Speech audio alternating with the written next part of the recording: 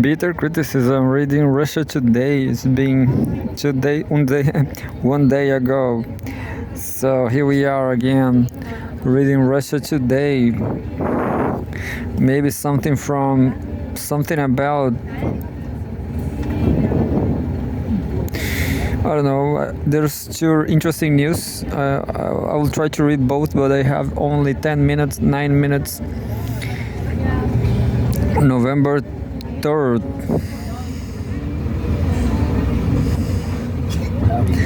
I don't know what is WAPO, WAPO.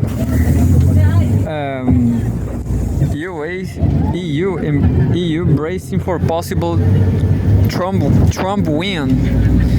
The blog is seeking to Trump-proof its security and trade in edge against the Republicans' potential return to the office. And we have a photograph of Trump.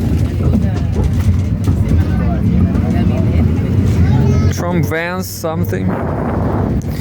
The EU is readying itself for the potential return to power of former U.S. President Donald Trump. The Washington Post reported on Saturday, after speaking with over a dozen European politicians, diplomats, and policymakers. These interviews indicated the blog has been seeking to lower its dependence and reliance on the U.S. no matter who gets elected, with policymakers expressing more confidence given that they have already experienced one Trump term, the Daily noted. Still, various contingency plans have been formulated to deal with the situation should the Republican hopeful beat his Democratic rival, Vice President Kamala Harris. Quote, "One thing is clear, we are not sitting here like a rabbit caught in headlights. Regardless of who wins the US election, the focus of US attention is the future will increasingly be on the Indo-Pacific. Europeans will have to do even more for their security. German Defense Ministry spokesman Michael Stempfle told the newspaper. The EU has been exploring options to Trump-proof its security, as during his first time in office, he repeatedly pressed NATO allies there to contribute more to collective security, and even threatened to exit the US-led bloc altogether, leaving Europeans on their own. While such an attitude has been primarily associated only with the ex-president, it is expected to continue with other figures in the White House regardless. Quote, "It is a fact that Joe Biden is probably the last president who is truly transatlantic in the traditional sense, in terms of his character and career," Deputy Chair of Germany's Parliamentary Committee for Foreign Affairs Thomas Erdl has said. Quote, "That is why Europe must take on more responsibility, especially when it comes to security." Unquote. The bloc has also been preparing itself for a potential new trade war with Trump. Last time he was in office, he imposed harsh steel and aluminum tariffs on the European Union, and during his election campaign has repeatedly pledged to go even further. EU officials have already drafted lists of retaliatory tariffs to counter any potential moves by Washington, and has hatched a plan to offer Trump to go against allegedly unfair Chinese trade practices instead. Unnamed EU officials told the Daily, quote, "I think there's a sense that we should be better prepared and not think that just because we hope a trade war doesn't happen, it won't," an unnamed EU diplomat has said. And I'm going to try to read the second one, which is about the Ukrainian conflict.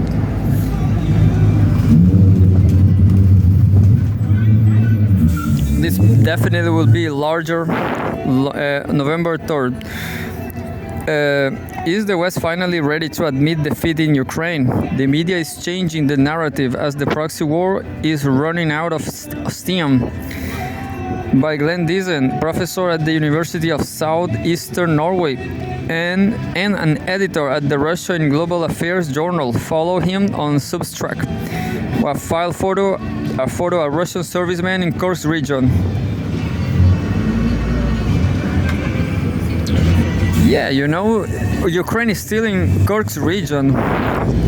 What a strange, but I guess Russia is not obsessed with this. They are just managing the situation. The Economist magazine reports this week that quote, Russia is slicing through Ukrainian defenses, and Ukraine is subsequently struggling to survive. Across the Western media, the public is being prepared for defeat and painful concessions in future negotiations. Journalists are changing their narrative as reality can no longer be ignored. Moscow's coming success has been obvious since at least the summer of 2023. Yet this was ignored to keep the proxy war going. We are witnessing an impressive demonstration of narrative control. For more than 2 years, the political media elites have been chanting Ukraine is winning and denounced any dissent to their narrative as Kremlin talking points that aim to reduce support for the war.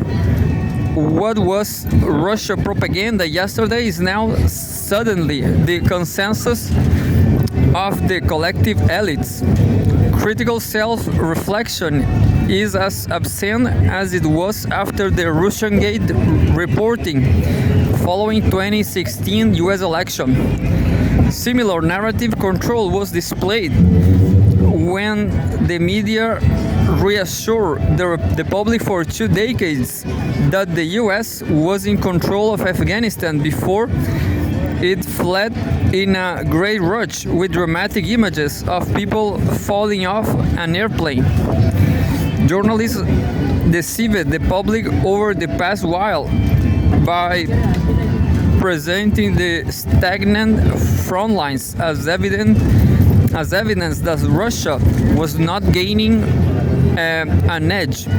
However, in a war of attrition, the direction of the war is measured by attrition rates, the losses on each side.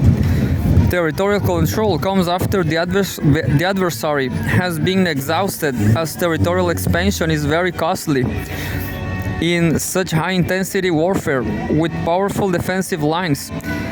The attrition rates have throughout the war been extremely unfavorable to Ukraine, and they keep getting worse. The current collapse of Kiev's front lines was very predictable, as its manpower and weaponry have been exhausted. Why has the former narrative expired? The public could be misled by fake attrition rates, yet it is not possible for the cover-up territorial changes after the eventual breaking point. Furthermore, the proxy war was beneficial to NATO when the Russians and Ukrainians were bleeding each other without any significant territorial changes. Now that the Ukrainians are exhausted and are beginning to lose strategic territory, it is no longer in the interest of the US-led bloc to continue the war. Narrative control, weaponization, empathy. Back in 2022, the political media elites weaponized empathy to get public support for war and disdain for diplomacy.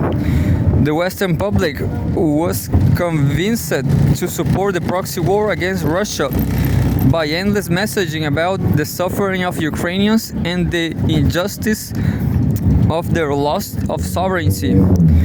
Those who disagreed with NATO's mantra that weapons are the way to peace and instead suggests negotiations were quickly dismissed as puppets of the Kremlin who did not care about Ukrainians. Support for continuing fighting in a war that cannot be won has been the only acceptable expression of empathy.